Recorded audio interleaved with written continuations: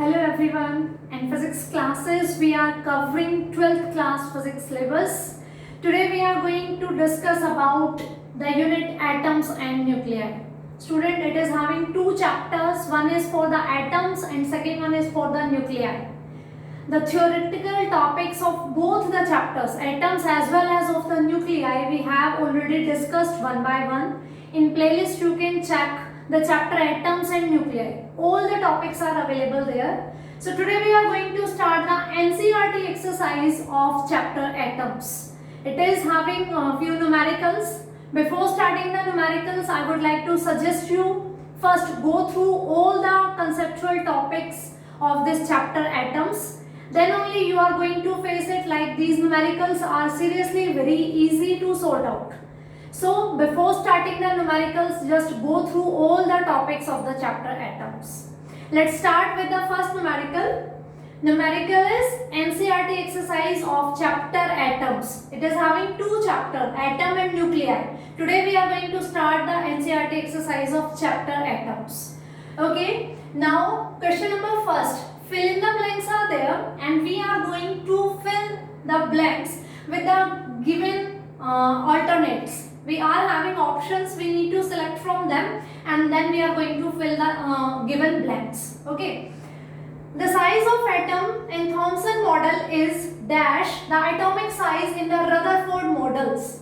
As we have discussed both the models, Thomson model as well as Rutherford model, and both were suggesting the same size. In both the models, the size of atom was same. So much greater than, no different from, or much less than. So this one will be the correct option. That the size of atom in Thomson model is no different from the atomic size in the Rutherford model.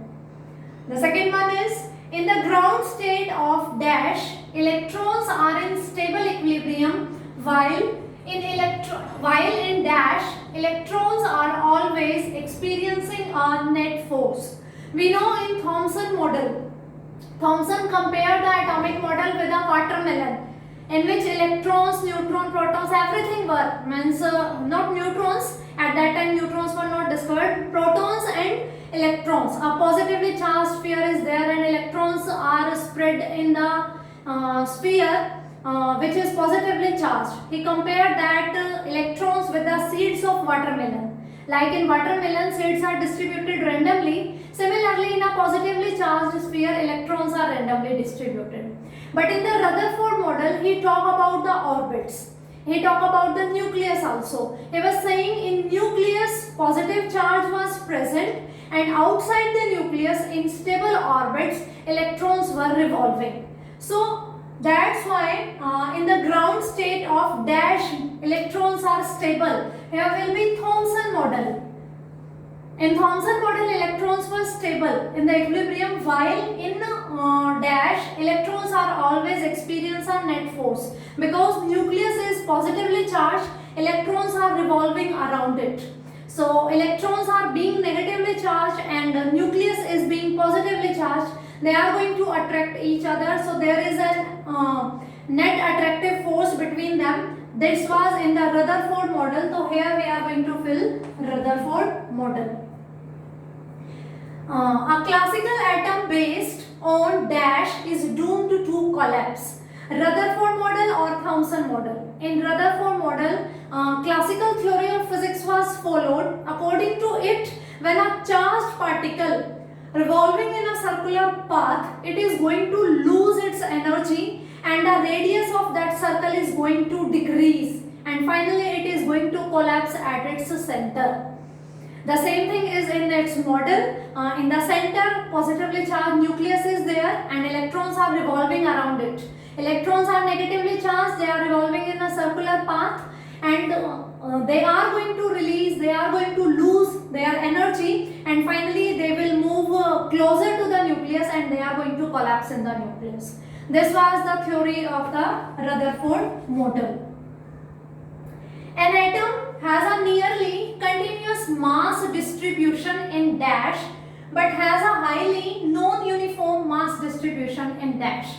We are talking about Thomson model and Rutherford model. In Thomson model, electrons were randomly distributed in a positively charged sphere. Means positive and negative, everything was in a closed sphere. But in Rutherford model, nucleus was having the positive charge and electrons are revolving around it. And protons are heavier than electrons. Electrons are much lighter than the protons. So there was a non-uniform distribution, non-uniform mass distribution in Rutherford model, and nearly continuous mass distribution was there in Thomson model. Because in Thomson model, atom was a sphere. But in Rutherford model, in atom there is a positively charged nucleus around which electrons are revolving. So there was in Thomson model continuous mass distribution, and in Rutherford model non-uniform mass distribution was there.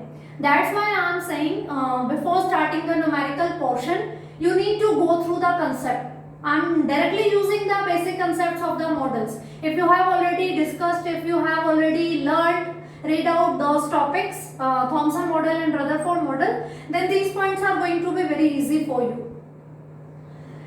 The positively charged part of the atom possesses most of the mass of atom in dash.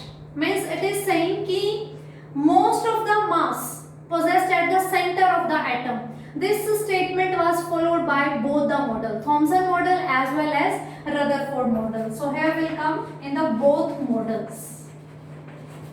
Students, if you have already discussed, read out through the notes or through any book these topics, then I would like to suggest please revise these topics. If you are keeping on revision and practice of the questions and theory, then only you are going to have a fruitful result. Do not think like only one time you are doing the topics and numericals and it is sufficient for you. No, practice makes a man perfect. That's why you need to revise your topics again and again. You need to do practice of your numericals. So this was about the question first, which was theoretically based on the Thomson and Rutherford model. Let's moving to the second question.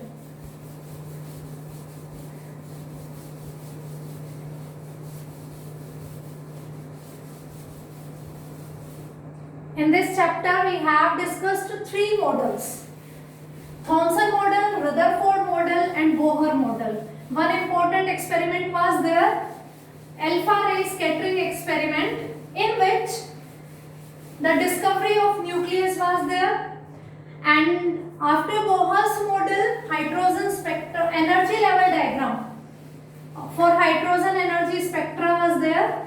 So these are a few limited topics in this chapter. You are going to revise these topics again and again so that to have command on this chapter. Okay, moving to the question number second.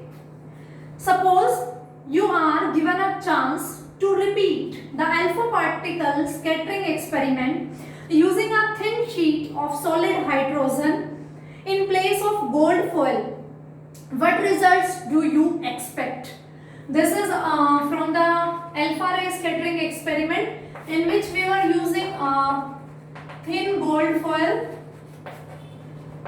and here was the alpha particles scattered on this. We know gold is much heavier than the alpha particle, and because in this experiment nucleus was discovered, it was imagined that the protons were present in the nucleus. So this is positively charged center is there, and alpha particle is also, alpha particle are the helium nucleus whose electrons are released from it. Alpha particle equivalent to helium nucleus from which electrons are already removed.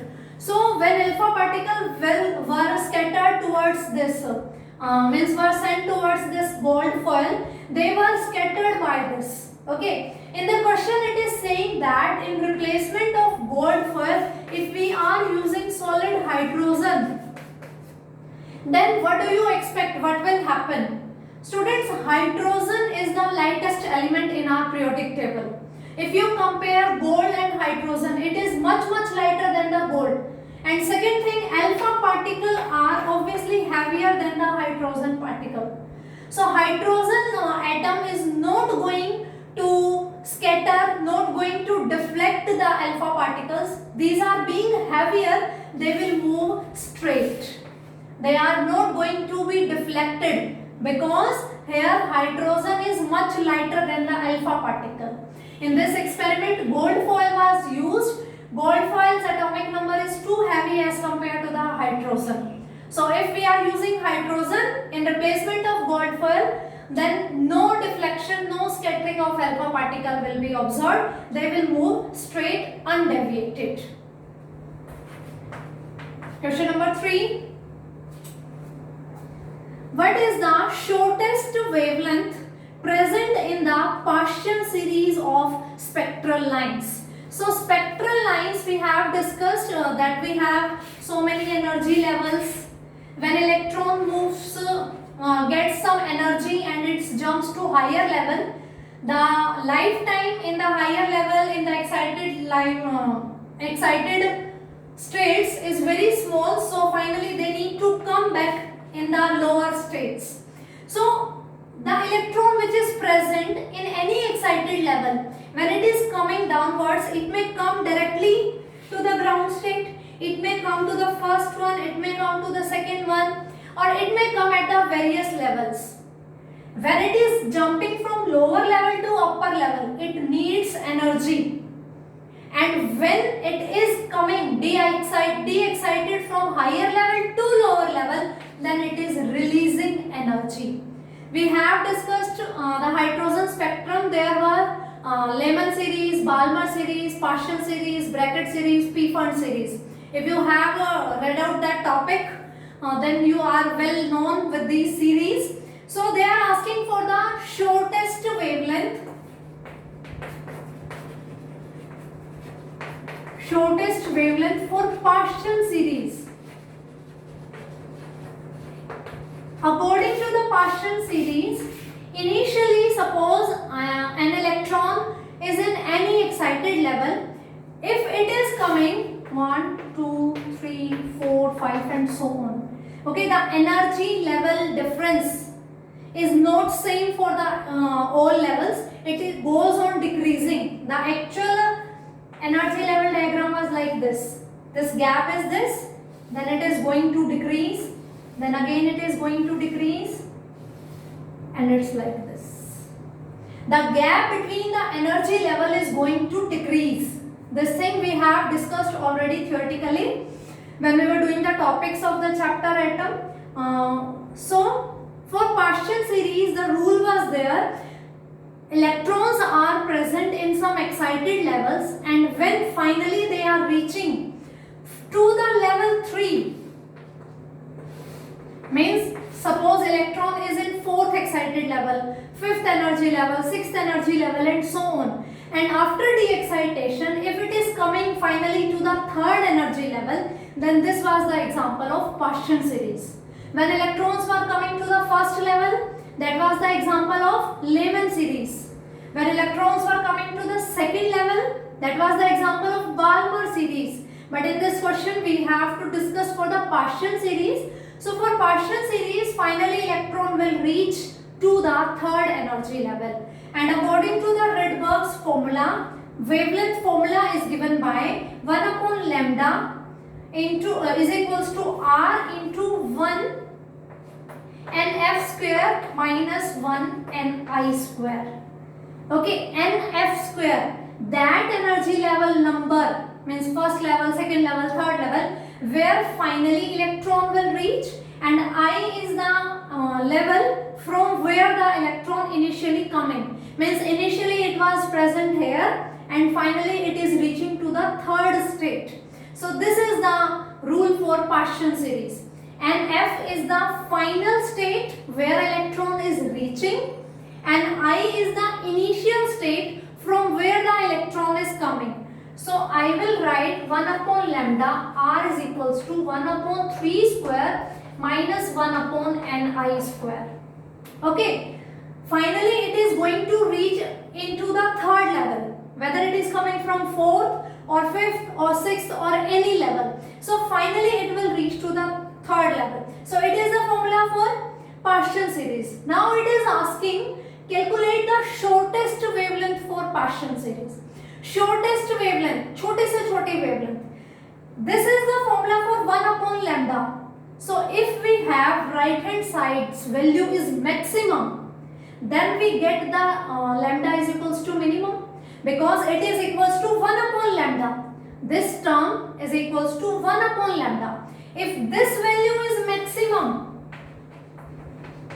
right hand side is maximum, then lambda is going to be minimum or lambda is going to be shortest. So for making this thing maximum, we are going to put an I is equals to infinity. Means electron is coming from infinity level to the third level. Maximum of this value will make shortest wavelength. And to make this maximum, we are going to put the value of Ni is equals to infinity. So let's put 1 by lambda is equals to R 1 upon 3 square minus 1 upon infinity square. Means 1 upon infinity, and 1 upon infinity is always equals to 0. So this term vanishes and we left 1 upon lambda is equals to R upon 9, or I can write lambda is equals to 9 upon R, where R is the Rydberg constant. It is having a fixed value, constant value. So we can easily calculate the value of lambda, and after calculation we get the value is equals to 1.82041 into 10 to the power minus 7 meter. So this one will be the shortest wavelength of the Paschen series. The value of Rydberg constant is 1.097 into 10 to the power 7 meter inverse. This is the value of Rydberg's constant. Students, when we were discussing about the spectra, the energy level diagram, we come to know about that Levin series lies in the UV region, Balmer series lies in the visible region, and this Paschen series lies in the infrared region. And if you are going to compare this wavelength with the EM spectrum graph, then you come to know that this series lies in infrared region. So this is the shortest wavelength for Paschen series. If it is asking for longest wavelength, to make this longest, this side should be minimum, then we are going to put Ni is equals to 4. क्योंकि इससे minimum नहीं होगा. Finally it have to reach at third level. It is coming from 4th, 5th, 6th and up to so on. Means this Ni can be 4, 5, 6 and so on. To making this minimum, we are going to put Ni is equals to 4. Because in exam, anything can be asked. Whether it is asking for shortest or for longest.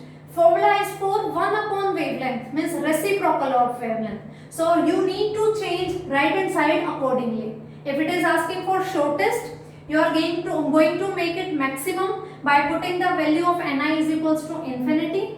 If it is asking for longest, then you are going to put the value of Ni minimum, and minimum value of Ni will be 4. Because from 4th it can come to the 3. It cannot be 3. Okay? I hope this concept is clear to you. So moving towards the next numerical, question number 4.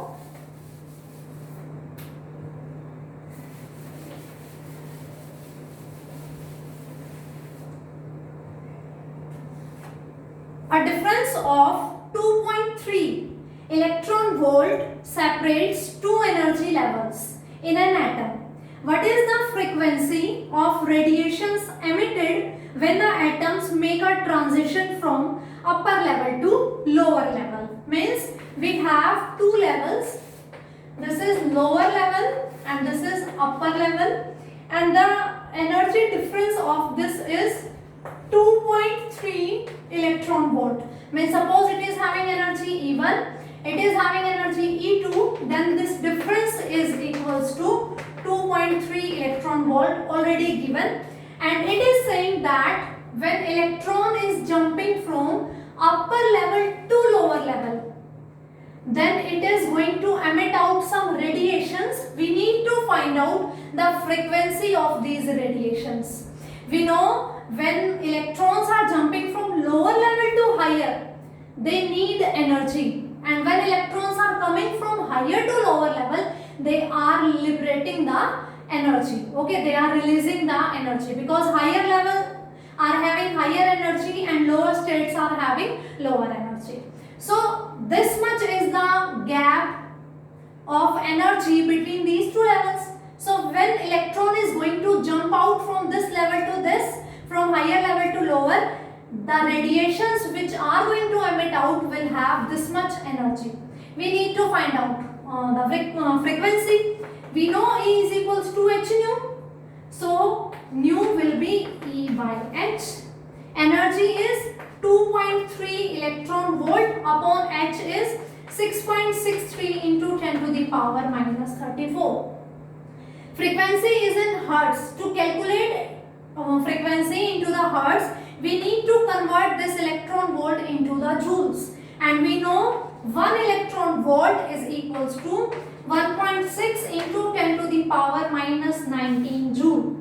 6.63 into 10 to the power minus 34. Its unit is joule second. Okay. So finally when we are going to solve out this, we get the value 5.6 into 10 to the power 14 hertz. So this one is about the frequency of the emitted radiations. Electron is jumping from higher to lower level. It is releasing some energy. We need to find out the frequency of those radiations. We know the formula. So from here nu is equals to E by h.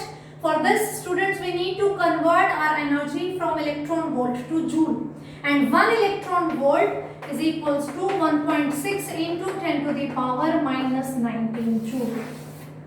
After converting this, we can find out the frequency. So this was about the question number 4. Let's move towards the question number 5. I hope these numericals you are getting clearance on these. If you still have any doubt, you can message me, you can ask your doubts. So, question number 5.